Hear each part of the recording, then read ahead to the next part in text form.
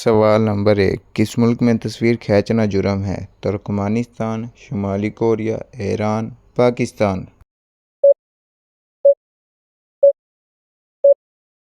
सही जवाब है शुमाली कोरिया। चाय के साथ क्या चीज़ खाने से इंसान मर सकता है? बिस्कुट, रोटी, डबल रोटी, हल्दी।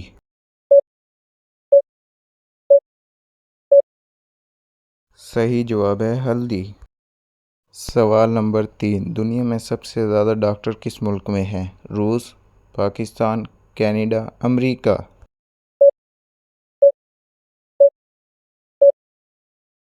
सही जवाब है अमेरिका। सवाल नंबर 4। वो कौन सा मुल्क है जहाँ कोई दरिया नहीं है? सऊदी अरब, भारत, चीन, ब्राज़ील।